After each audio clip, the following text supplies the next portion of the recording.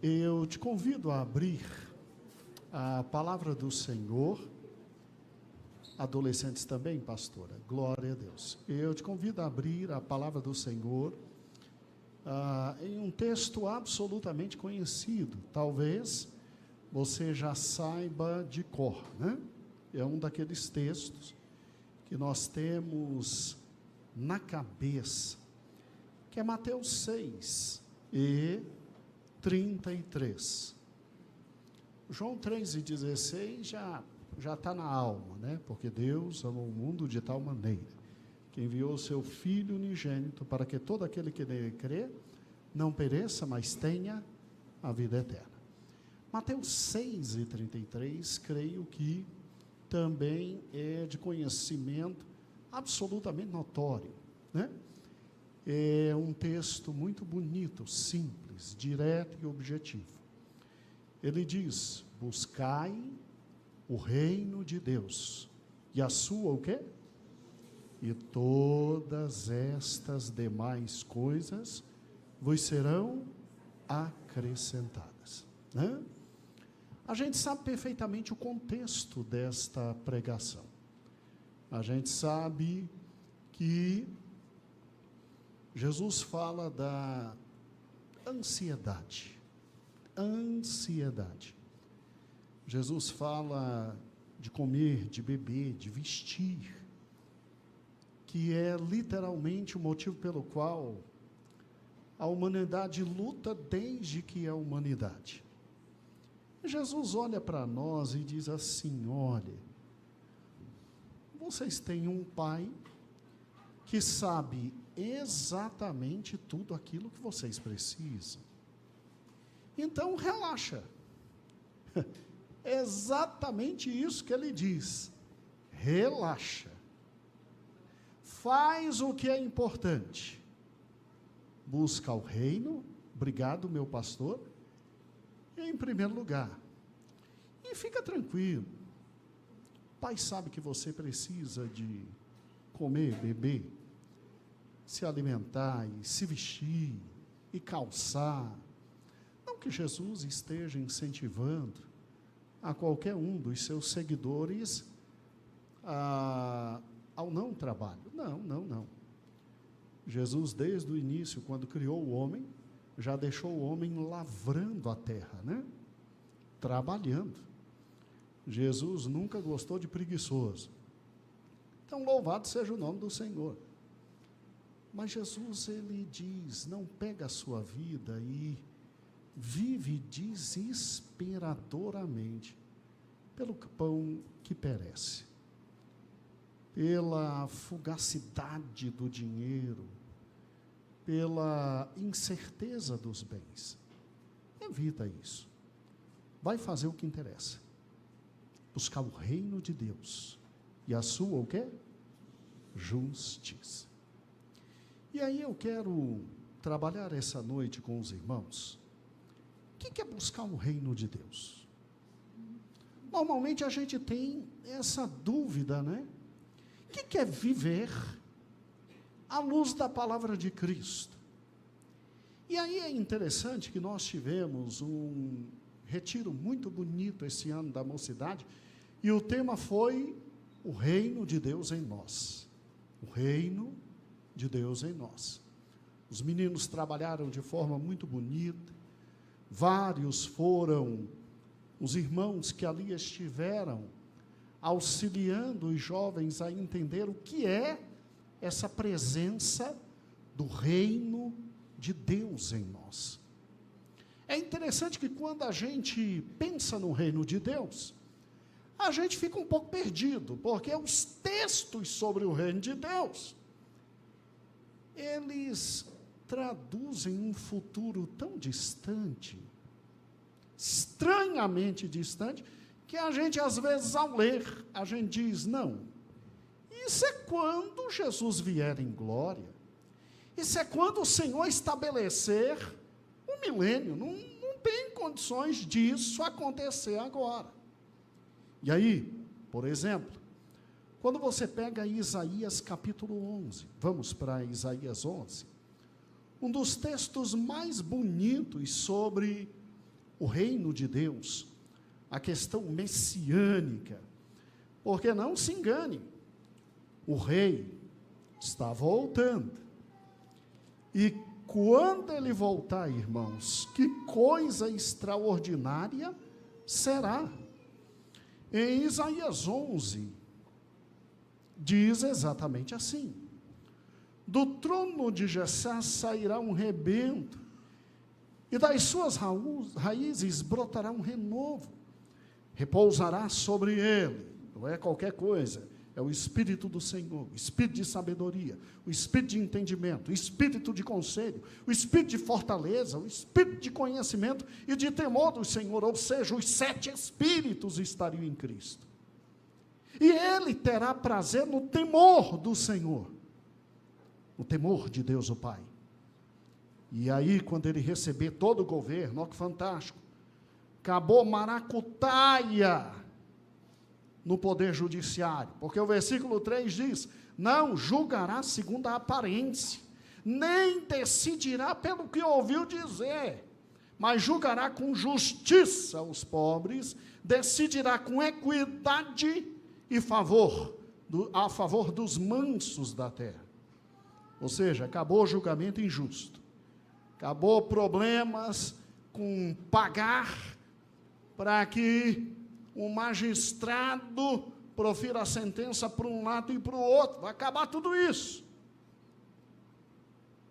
E desvio de verba, adeus. Desvio de dinheiro que tinha que ir para quem precisa, adeus, porque no versículo 4, depois de simplesmente dizer que ele julga, se diz que ele castigará a terra com vara da sua boca, com o sopro dos seus lábios, e matará perversos. Não vai ter brincadeira com recurso público na época do reinado de Cristo. É justiça, é divisão de renda correta, é gente sem passar fome, é gente alcançando do estado que existirá na época tudo aquilo que é necessário. E o que eu acho fantástico é que o versículo 5 diz que o cinto dele é a justiça e a verdade, a faixa da cintura. Vai ter mentira não vai ter rastros debaixo de tapetes, nos congressos da vida, nos parlamentos da vida, vai ter verdade. E o que eu acho lindo é que a presença maravilhosa dele nessa segunda vinda vai acabar com o maior problema da humanidade. Escute isso.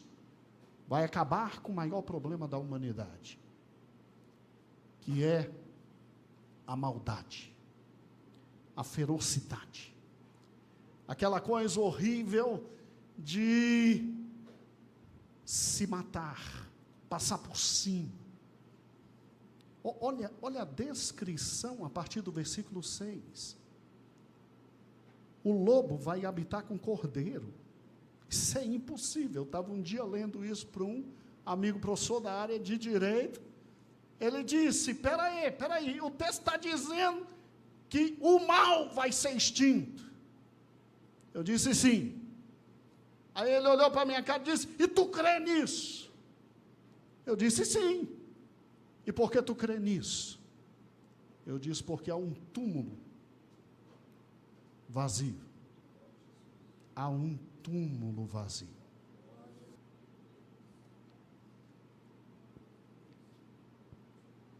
O lobo habitará com o cordeiro.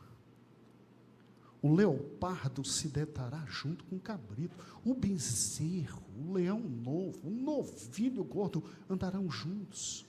E um pequenino os guiará, a vaca e a ursa, pastando juntos, e as crias se deitando junto. E o leão come palha como boi, e a criança de peito brinca sobre a toca da cobra. E a criança desmamada mete a mão no ninho da serpente. Não se fará o mal. Gente, o mal vai acabar.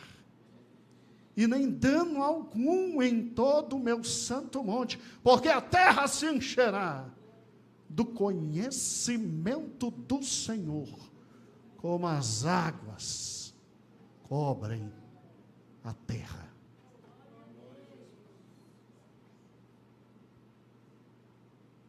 Quando você pensa no reino de Cristo, e eu não vou entrar neste texto hoje.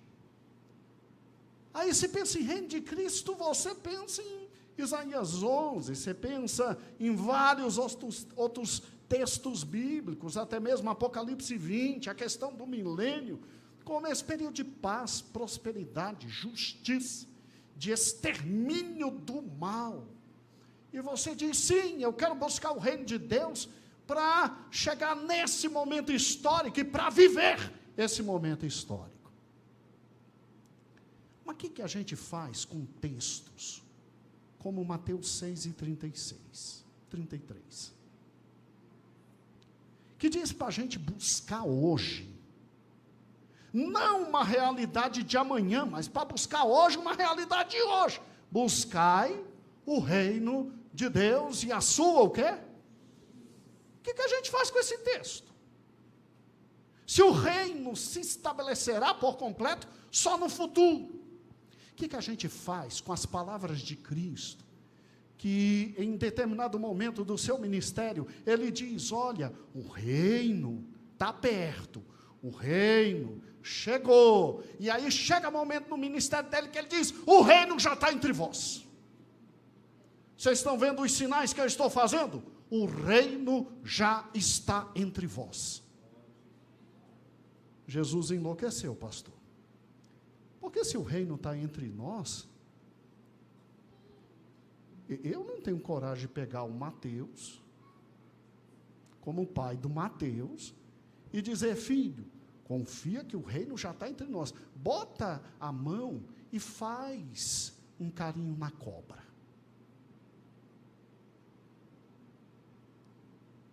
Muito menos a Luísa.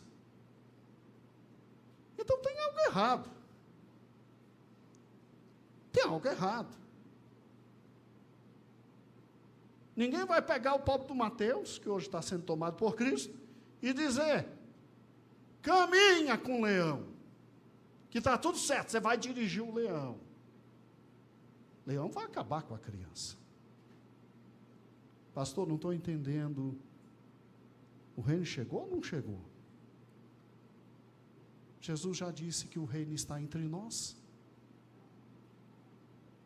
Escute, o reino já está entre nós. Há um rei governando. Mas o reino se manifestará na sua plenitude lá na frente. Pastor, então, tudo que eu ler sobre o reino de Deus, eu tenho que então aguardar a minha morte. Aí está a minha ressurreição, porque ele ressuscitou, eu vou ressuscitar. Aí eu tenho que aguardar lá na frente. Que história é essa de já, mas ainda não? Você sabia que o Senhor Jesus é soberano? E Ele tem os tempos determinados. E se Ele disse que o reino já começou, o reino começou. Mas se Ele quer que a plenitude do reino, com todas as consequências políticas, econômicas, sociais, ecológicas, venham lá no futuro, então faz sentido orarmos, Pai nosso que estás nos céus, santificado seja teu nome, venha a nós o teu, o quê? Venha a nós o teu reino, na plenitude, Maria, sim, na completude, Maria, no seu total, nos seus aspectos mais profundos, íntimos e extraordinários. Então, peraí, pelo amor de Jesus, eu estou enlouquecendo com esse sermão. Eu estou ou não estou no reino? Tá. Já tenho ou não tem reino? Tem. Mas a plenitude se dará lá na frente. Sim. Então, como é que eu vivo nesse reino? Viva como filho de Deus. Ele não é o rei? Então, viva como príncipe. E aí, eu quero que você vá para Isaías, capítulo 32. Isaías, capítulo 32, nos faz entender que já há um reino que ainda não está completo, ainda vai se estabelecer em toda a sua plenitude, e nos faz compreender como é que a gente vive nesse reino. Olha que fantástico Isaías 32. Eis aí o rei, que irá reinar com o quê? Justiça. E os príncipes, que irão governar com retidão. Cada um deles se refere aos príncipes, servirá de esconderijo contra o vento, de refúgio contra a tempestade, de torrentes de águas em locais secos, de sombra de uma grande rocha em terra sedenta. Meu Deus, pastor, está falando do nosso tempo. Porque quando o reino de Cristo se estabelecer, a natureza toda vai se curvar diante dele, e a gente não vai ter mais esses problemas absolutamente impossíveis de conter no tocante a ela, como um vento impetuoso, como tempestade, como lugar seco, como terra sedenta. Sim, está falando do nosso tempo. Está falando que existe um rei, que ele já reina, mas que ainda todas as coisas não estão debaixo dos seus pés. Ainda há catástrofes ambientais. Olha o versículo 3. Os olhos dos que veem não se fecharão, os ouvidos do que ouve estarão atentos, o coração dos apressados saberá conhecer, e a língua dos gagos falará com rapidez e clareza. O tolo nunca mais será chamado de nobre, e o fraudulento nunca mais se dirá generoso, porque o tolo fará tolices, e o coração só pensa em fazer o mal, para praticar iniquidade, para proferir mentiras contra o Senhor, e deixar famintos sem comida, e sedentos sem ter o que beber. Meu Deus, o rei não está reinando? Está, mas quer dizer que existe o tal do tolo, esse ser que não se subordina ao rei, e que simplesmente brinca de fazer o mal com os outros, de praticar iniquidade, de proferir mentiras contra o Senhor, de deixar faminto sem comida, sedento sem ter o que beber. Não só tolo, como fraudulento. Olha o versículo 7. E quando ao fraudulento, os seus projetos são maus, ele planeja intriga, com palavras mentirosas, arruina os necessitados, mesmo quando a causa dos pobres é justa. Espera aí, tem um reino? Tem. Ele está sentado no alto sublime trono? Sim. Ele tem príncipes? Tem. Mas o reino já se manifestou de forma completa? Não. Você tem, além das catástrofes previstas no versículo 2, tempestade, vento, lugar seco, terra sedenta, você tem a maldade humana ainda existindo no início desse reino, porque você tem um tolo e tem um fraudulento. Você tem um tolo e ele é chamado de tolo, porque com certeza o tolo olha para o seu coração e diz, não há Deus. Porque o tolo simplesmente brinca com tudo que vem da palavra e da vontade de Deus. E esse tolo aqui tem poder, ele tem capacidade econômica, ele tem raciocínio, ele tem poder de dizer as coisas, ele pisa nos outros, ele arrebenta os outros. E o fraudulento é aquele que procura simplesmente passar a perna no seu irmão de forma irretocavelmente maligna, arrebentando vidas. Meu Deus, pastor, isso é um texto de Isaías ou a descrição do Brasil?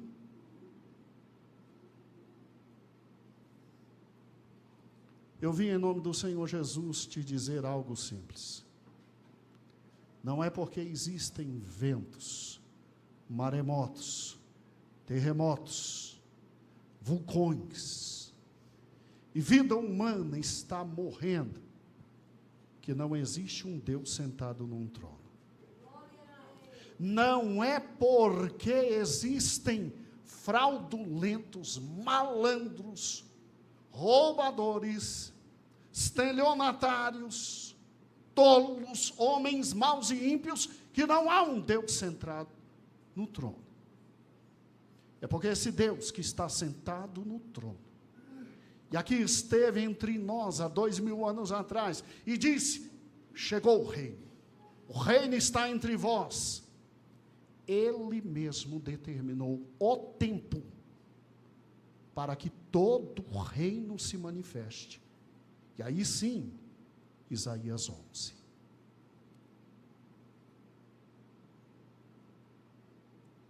Muitos perguntam: onde está Deus? Olha a catástrofe, a Covid-19. Olha os recursos públicos indo para o ralo. Onde é que Deus está?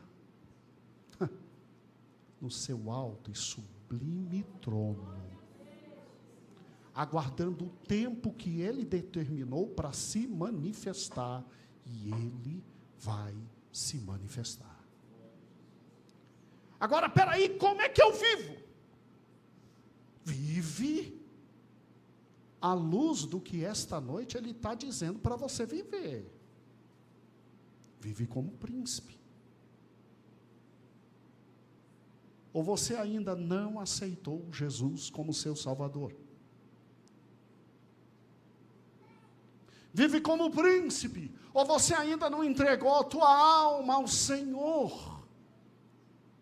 A palavra de Deus diz que quando a gente crê no Senhor Jesus de todo o nosso coração e confessa com nossos lábios: cremos em Ti, precisamos de Ti para Te salvar, Ele faz algo que a gente nunca esperou. Ele simplesmente nos aceita e Deus, o Pai, nos coloca como filhos. Eu precisava só do perdão do meu pecado, Ele quis me receber como filho, herdeiro, co-herdeiro da vida eterna. E como filho de Deus, eu sou príncipe. E aí o salmo, a poesia trazida por Isaías aqui diz: eis aí o rei. Você não está enxergando? Calma, a coisa não está pior porque ele está aí. E calma, o reino dele está chegando. Há 2000 anos a igreja ora e diz: vem o teu reino. Ah, está chegando. Oh, glórias! Meu lado pentecostal agora quer se manifestar, mas eu tenho que voltar para a palavra de Deus. Mas eu sinto que está chegando. Ah, eu sinto. Todo o meu ser eu sinto. Mas eu tenho que viver como príncipe. Você tem que viver como príncipe. E o que é viver como príncipe? Ainda não chegou, nonata. Vou viver à altura da posição que eu tenho. Tem tempestade, nonata? Tem, está aí no versículo 2. Tem vento? Tem. Tem lugar seco? Tem. Tem terra sedenta? Tem. Só que cada um deles servirá para fazer a diferença. Vera, a gente está aqui para fazer a diferença. A gente é esconderijo para quem ainda não tem esconderijo. A gente é refúgio para quem não tem refúgio. A gente é torrente de água para quem não tem água. A gente é rochedo em terra seca e sedenta. Eu estava lendo no início do ano, achei muito engraçado. Você sabe qual é o empreendimento imobiliário que os maiores ricos fizeram em janeiro de 2025? Bunker. Gente, fofoca. Agora eu caí completamente da fé, né? O bunker do Elon Musk é qualquer coisa de louco. Se ele não precisar, e se ele quiser abrir para a gente, pagar um pouquinho e ver tudo que tem lá dentro, nós dá um pulo por lá, entendeu? Que é fantástico. E o bunker do Bill Gates? Pastor, o que é bunker? É banco? Eu também pensava que era, mas calma. É um local escondido na terra, que te protege de todas as ogivas nucleares. E que te dá condições de viver entre 15 e 30 dias, porque tem tudo lá dentro. Pastor, já sei onde vou investir o meu dinheiro. Uai, mas você vai investir nisso? Se Deus te chama de bunker? Como assim, pastor? Lê comigo aqui. Eis aí o rei e príncipes que estão a governar com ele com retidão. Gente, todo mundo olha para a cara da gente e nos chama de idiotas. Deus nos chama de príncipes e Deus diz que nós já estamos reinando e nós reinamos com retidão. E que nós somos esconderijo contra o vento, porque quando vem o vento, quando vem a tempestade, quando vem o desespero, quando vem a angústia, é eu e você que o mundo tem para acalmar, para dizer, ei, tenha calma, há um Deus, Ele está conosco, Ele é Senhor sobre todas as coisas, acalma teu coração. Pastor, mas eu andei precisando ser acalmado. É melhor se conscientizar que você é príncipe, meu amigo. É águia e está vivendo como galinha. Tu é uma águia e quer viver como galinha. Tu é um tubarão e está vivendo como piaba. Meu Deus, cria vergonha. O Senhor está contigo. Senhor é o teu Deus, é para se levantar dessa fossa e para ser diferença nesse mundo, porque é assim que a gente vive antes do reino se manifestar.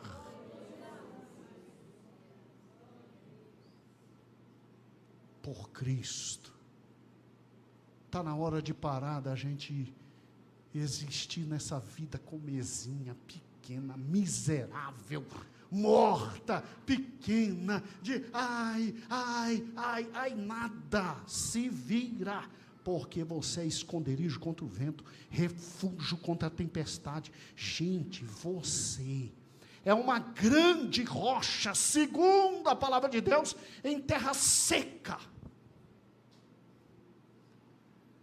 Eu só pude entender isso na primeira vez que meu sogro me levou para o rio.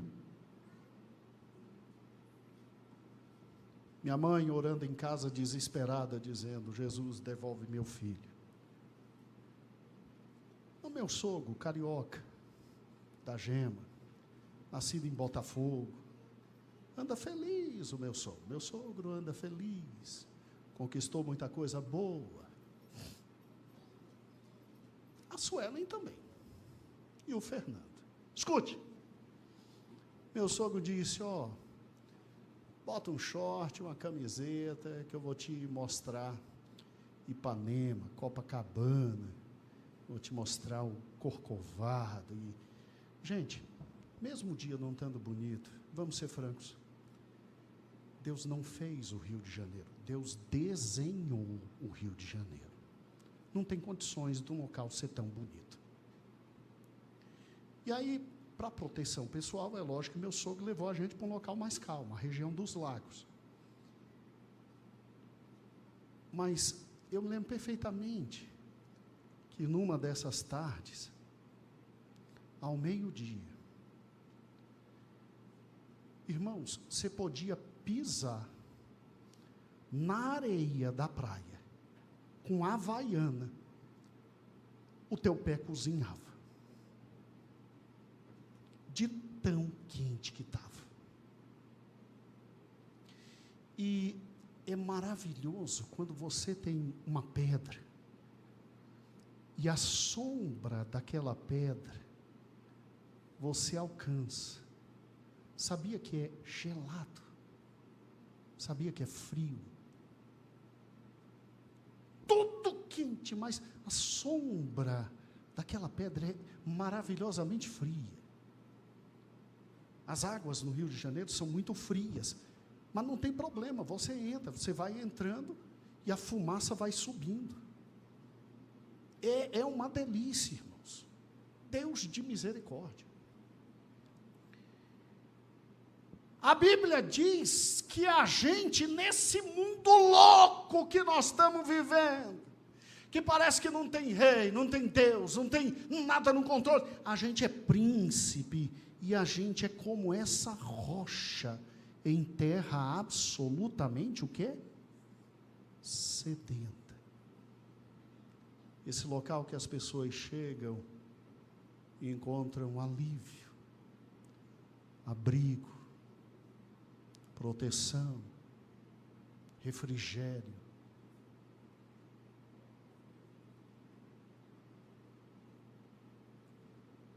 Você está entendendo porque você não nasceu em outro momento?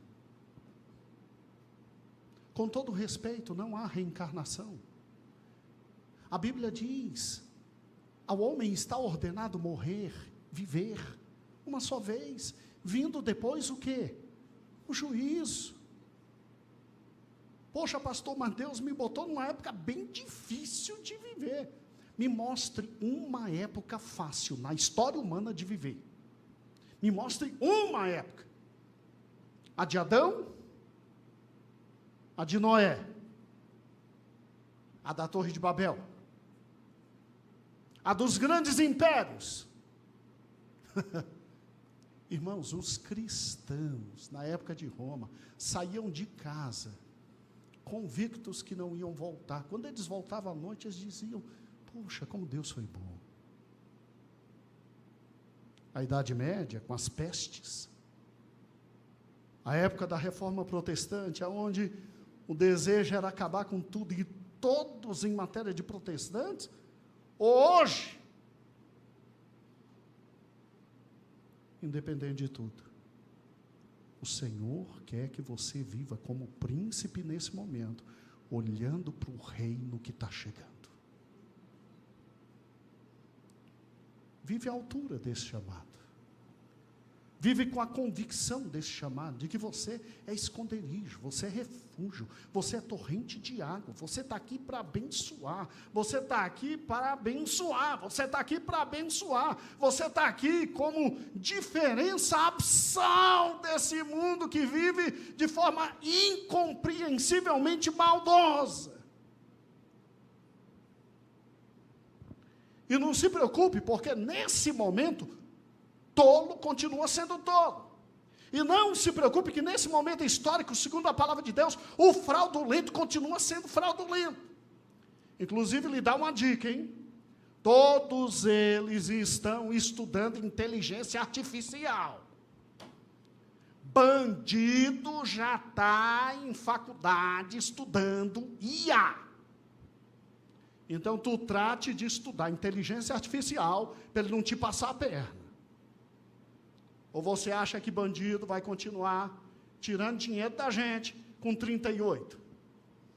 Se ele pode estar em casa, no ar-condicionado, assistindo um certo time de futebol, não vou mencionar, e, obviamente, ainda dizendo: que delícia, mais um idiota.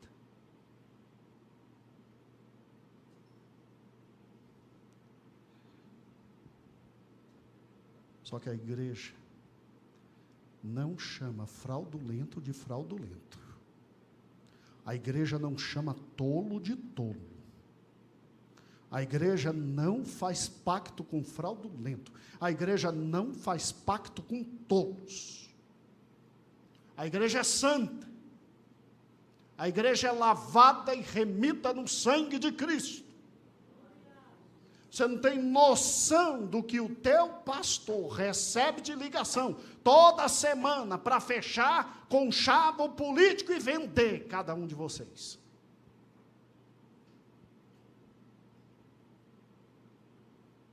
Até hoje o Senhor me deu graça de dizer: olha, na minha igreja tem gente que vota na esquerda e tem gente que vota na direita, e é problema dele. Ah, mas o senhor está lá para influenciar? Eu estou lá para levar a palavra do Senhor Jesus, para dizer que há um céu e que há um inferno.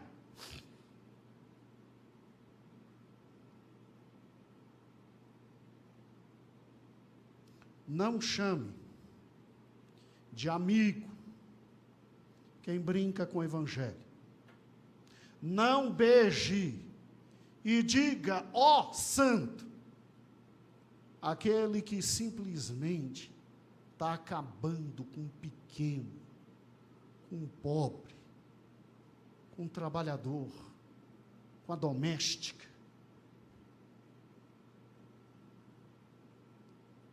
Não diga que é justo aquele que simplesmente tira do pobre, do trabalhador, do empresário, aquele que produz e tenta alguma coisa nesse país. A igreja não está aqui para se juntar com um pilantra e dizer: ó, que lindo. Com um bandido e dizer: ó, que maravilhoso. Bandido é bandido. Pilantra é pilantra. Ladrão é ladrão. E a gente prega o evangelho para que ele se converta, porque o Senhor é bom e eterno a sua o quê?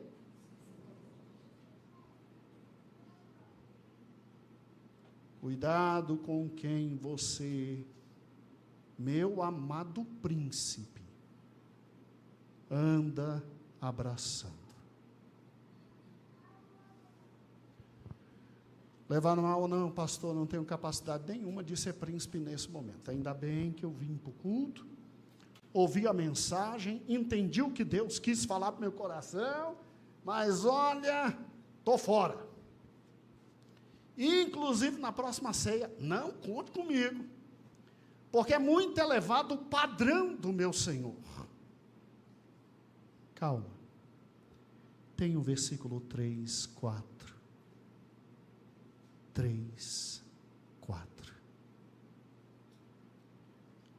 A quem o Senhor chama de príncipe para viver nesse momento em que o reino já existe, mas ainda não está completo, mas que está caminhando para se completar.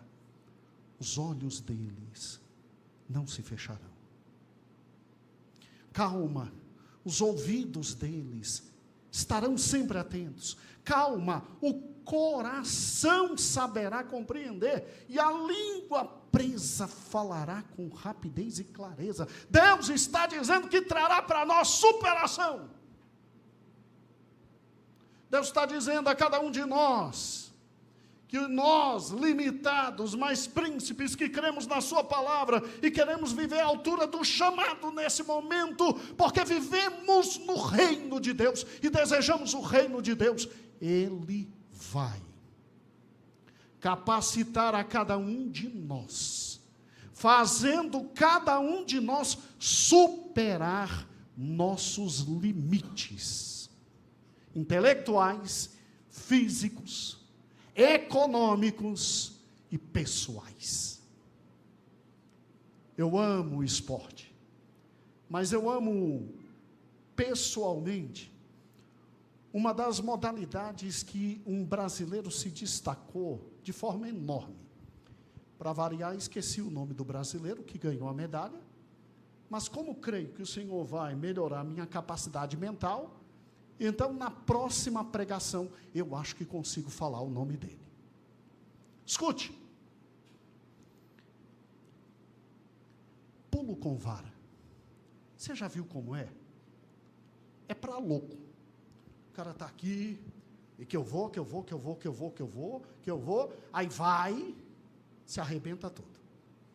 Aí volta, eu vou, e vai, aí consegue metade. E que eu vou, e vai, aí chega, bate na haste superior, a haste cai. Mas chega um momento, gente, quando ele pula, e é fantástico, o pulo cai, e cai assim, para trás, de lado, aí, 10 mil metros caindo, eu acho que é isso que me atrai, né? 10 mil metros caindo, cara, que fantástico. Ele não vai se arrebentar? Ah, não vai, que pena. Aê, cai. E ele olha para ele e ele diz, consegui. E ele fica feliz? Não, ele diz, agora aumenta a haste, que eu vou chegar mais um pouquinho. Deus vai fazer isso com a gente. Deus vai fazer isso com a gente. Buscar em primeiro lugar o reino de Deus, buscar em primeiro lugar o reino de Deus.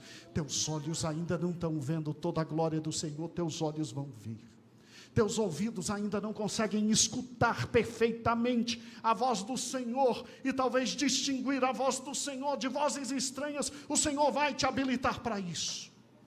Tua língua que ainda está presa, e você ainda gagueja, e não consegue falar, não há possibilidade de falar, porque nem pensamento vem no raciocínio.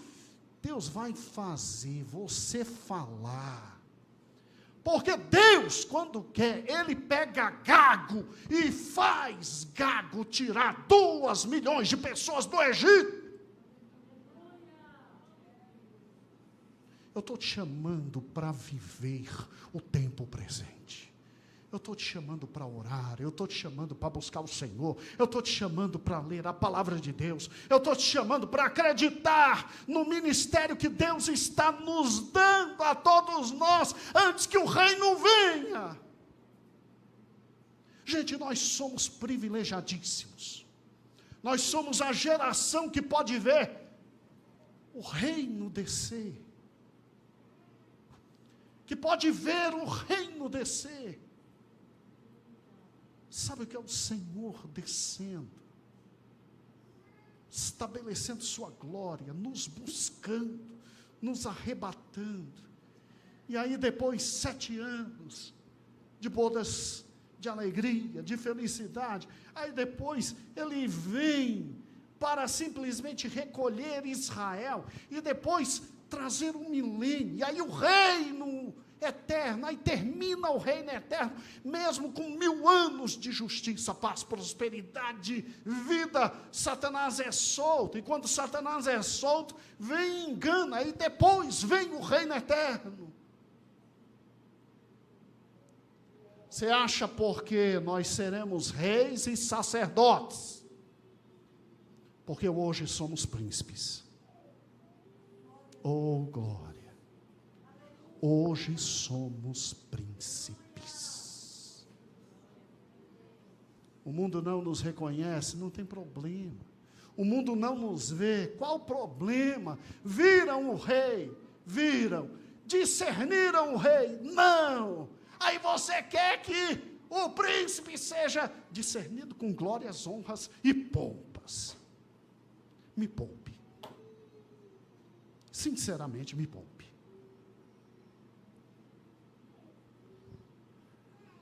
Toma cuidado, porque Deus não gosta de investir e não vê retorno.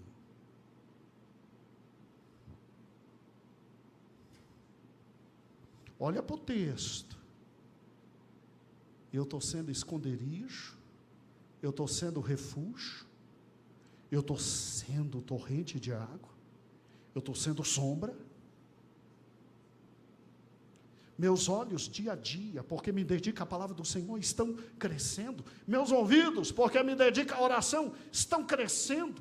O meu coração está crescendo para a obra do Senhor. A minha língua está crescendo no tocante ao testemunho do Senhor.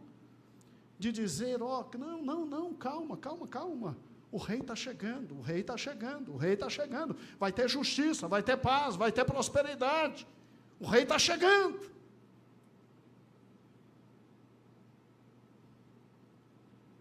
Eu chamo mal de mal ou eu chamo mal de bem?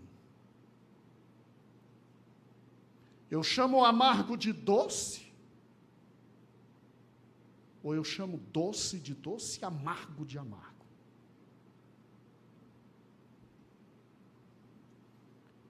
Pastor, é muito duro. Buscai o reino, o quê? E a sua, o quê?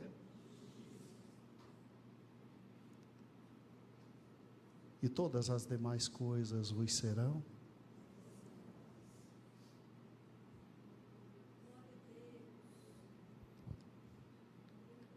Vem, Senhor, vem. Vem, Senhor, vem. Eu deixei para os jovens, hoje eu termino, Elias, o retiro de mocidade.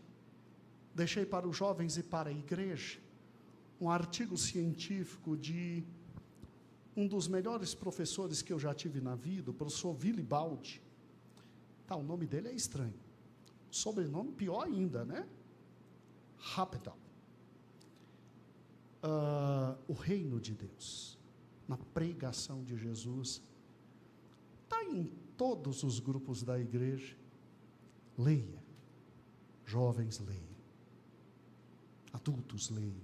Senhoras, leiam. Todos leiam. Pedi para a pastora Geise passar para as irmãs. Lê durante essa semana. Vale muito a pena. Foi um dos melhores professores que tive na pós-graduação. Entendeu o que é buscar o reino? Fica tranquilo que quando o reino se manifestar no todo edivando, acabou a injustiça, acabou a maldade, paz, felicidade, alegria, Éden restaurado, e a glória do Senhor. E não te esquece que quem for fiel no pouco, Ele vai botar no muito. Jesus vai apresentar cada um de nós a Deus Pai, dizendo: aqui está aqueles que tu me destes, e vai pedir: Pai, onde eu estiver, eu quero que eles estejam. Vive à altura de príncipe, porque o mundo espera isso. Pastor, eu tenho contas a pagar, eu tenho família para cuidar, eu também. Mas na medida que a gente vive e coloca em primeiro lugar o reino, fica tranquilo. Não que as outras coisas ocorrerão naturalmente, mas quando a nossa mão for colocada nas demais coisas, tudo nos será acrescentado. Te desafio a dormir hoje e antes ler Isaías 32 e olhar para a palavra e verificar o que ainda falta. Sabe por quê? Porque tu és príncipe, tu és princesa, vive à altura. Amém?